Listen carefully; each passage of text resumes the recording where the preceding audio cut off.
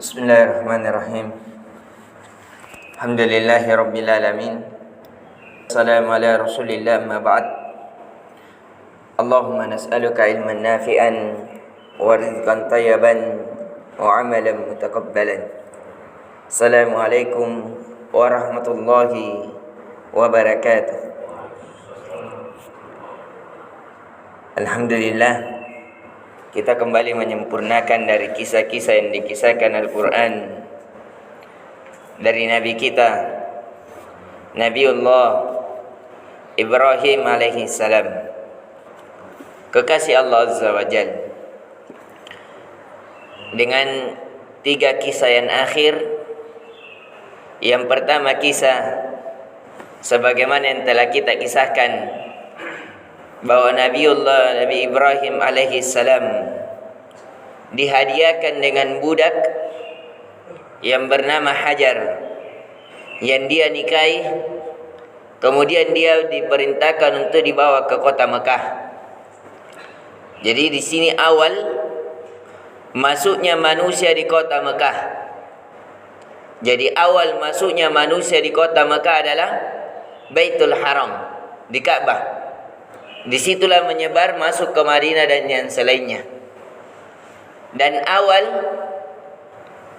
pembangunan Ka'bah akan kita jelaskan di sini.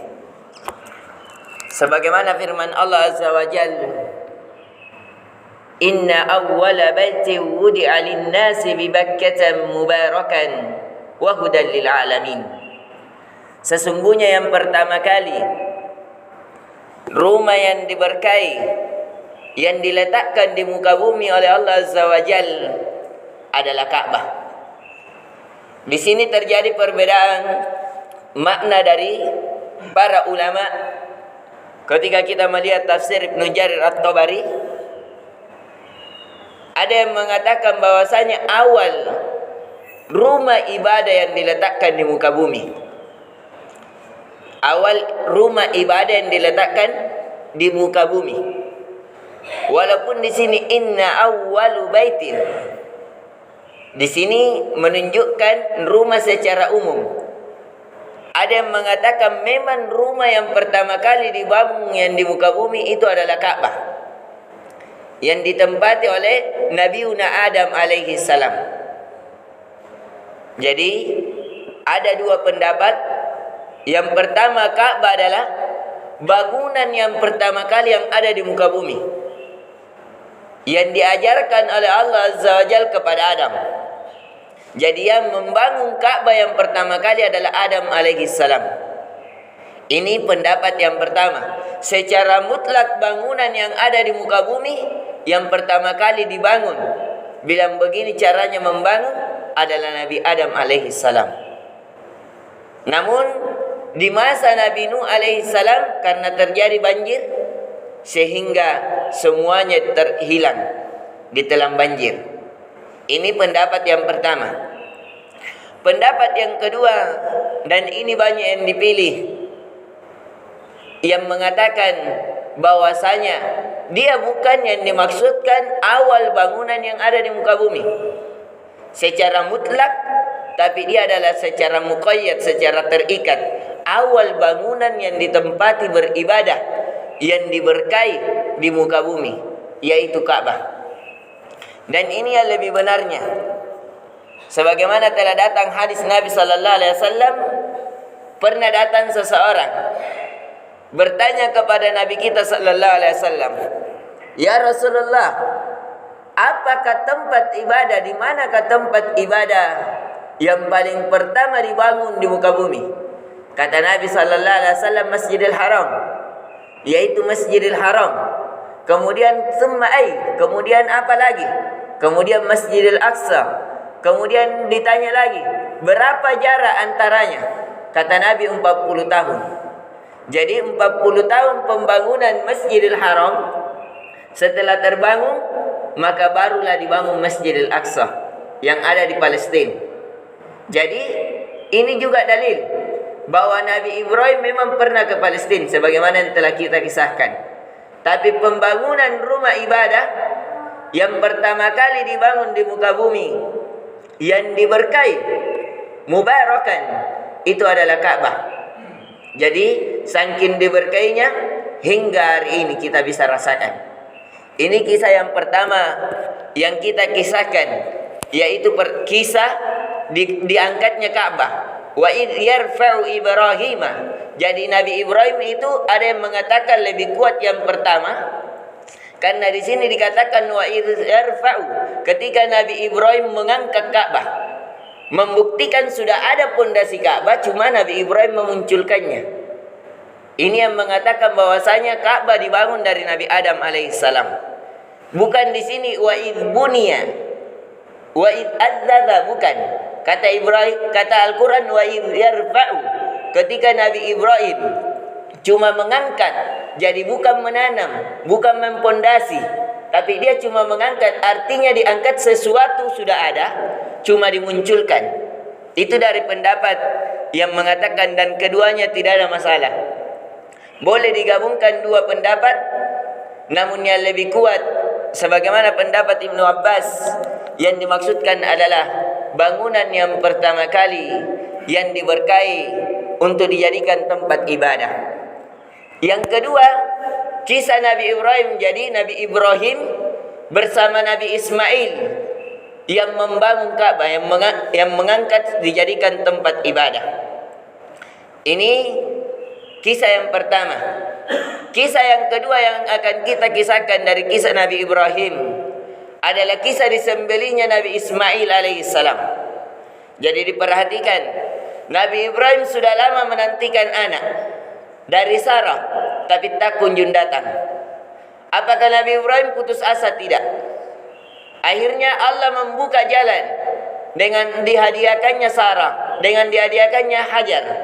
Kemudian Hajar menikah dengan Nabi Ibrahim, kemudian memiliki anak yang bernama Ismail. Namun ketika falamma balagha sa'ya, ketika Nabi Ismail belum balik, ada yang mengatakan sekitar umurnya 14 tahun, disuruh Nabi Ibrahim untuk disembelih. Jadi Nabi Ibrahim ketika menyimpang anaknya, masih bayi, anaknya masih menetek, dia simpan di Mekah. Kemudian dia tinggalkan, dia kembali istrinya ke Sarah. Setelah itu kembali, di beberapa tahun kemudian Nabi Ibrahim diperintahkan lagi berziarah ke anaknya yaitu Ismail. Ketika dia berziarah, dia tertidur di malam hari. Nabi Ibrahim bermimpi di malam hari, diperintahkan menyembelih anaknya. Karena mimpi seorang nabi itu tidak dicampuri dengan was-was syaitan. Mimpi seorang nabi adalah wahyu. Kalau mimpi kita kemungkinan ada tiga.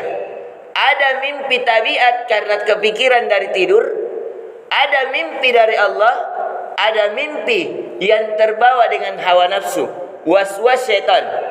Tapi kalau Nabi, mimpinya cuma satu arahnya, yaitu wahyu. Akhirnya dia tanyakan kepada anaknya, bagaimana pendapatmu wahai anakku? Aku melihatmu menyembelihmu. Kata Nabi Ismail alaihissalam, lakukan wahai ayahku, lakukan wahai ayahku, pasti engkau akan mendapatiku termasuk orang-orang yang bersabar. Akhirnya Nabi Ibrahim disembelih. Jadi anaknya bahkan memerintahkan ayahnya, bukan mengatakan terserah kita ayah, terserah kita bapak, itu karena kita yang memilih. Tidak. Bahkan anaknya perintahkan bapaknya, lakukan wahai ayah. Ini kalimat perintah. Akhirnya Nabi Ibrahim menyembelih anaknya. Ketika pedang sudah terunus, sudah di leher, akhirnya Allah, faqad sadaqta ru'ya, sungguh kau telah benarkan itu mimpi. Akhirnya Allah gantikan dengan gibas. Jadi digantikan dengan domba yang turun dari langit. Langsung berubahlah Nabi Ibrahim alaihissalam. Jadi bukan Nabi Ismail yang disembelih. Ini harus diperhatikan, karena salah dipahami oleh orang-orang Syiah, orang-orang yang ada di Afghanistan, yang bolehnya menyembelih anak-anak kecil. Disebabkan keyakinan kepada Allah, ini kedustaan terhadap agama. Jadi Nabi Ismail tidak disembelih, karena Nabi Ismail nanti ada kisahnya. Dia dinikahkan. Jadi Nabi Ismail sempat menikah. Itulah yang menyebar, yang ada di kota Mekah. Ketika penduduk yang lain Ada seorang musafir singgah di kota Mekah karena melihat banyak air. Airnya Nabi Ismail. Orang itu mau tinggal di dekat Nabi Ismail dan menikahlah di salah satu penduduk yang numpang tinggal dengan Nabi Ismail. Nabi Ismail 2 kali menikah. Yang pertama ketika bapaknya ini sudah pulang ke istrinya Sarah, akhirnya dia diperintahkan datang ke anaknya Ismail. Ketika mendapati anaknya sudah menikah, istrinya istri yang pertama itu tidak bersyukur kepada Allah. Akhirnya disuruh ceraikan. Kemudian dia datang yang kedua kalinya. Istrinya dalam keadaan soleha, dalam keadaan kesyukuran kepada Allah Azza wa Jalla, agar akhirnya dia disuruh agar dia tetap bersama istrinya. Ini dari kisah-kisah Nabi Ismail dan Nabi Ibrahim yang kita kisahkan. Dari beberapa kisah, inti pelajaran dari dua kisah yang akan kita mengambil pelajaran di dalamnya, bahwasanya yang membangun Ka'bah itu adalah Nabi Ismail dan Nabi Ibrahim alaihi salam. Kemudian dari syariat, beberapa syariat kita tadi jelaskan tentang syariat haji dan umrah, itu juga dari Nabi Ibrahim dan istri Nabi Ibrahim, yaitu Hajar. Kemudian yang ketiga tentang syariat sembelihan, menyembelih kurban, itu caranya juga diambil dari syariat Nabi Ibrahim dan Nabi Ismail alaihi salam. Ini yang bisa kita sampaikan. InsyaAllah faedah keimanan akan kita kaji di pertemuan selanjutnya. Dari seluruh ransum kisah kita kumpulkan insyaallah ta'ala. Semoga Allah menyebutkan kita di atas ketaatan kepadanya dan menutup hari-hari kita dengan amalan-amalan yang dicintainya, yang mengakibatkan kita dicintai oleh Allah Azza wa Jalla. Inna waliyyu dzalika wal qadiru alaih. Subhanakallahumma bihamdik, asyhadu an la ilaha illa anta, astaghfiruka wa atubu ilaik. Assalamualaikum warahmatullahi wabarakatuh.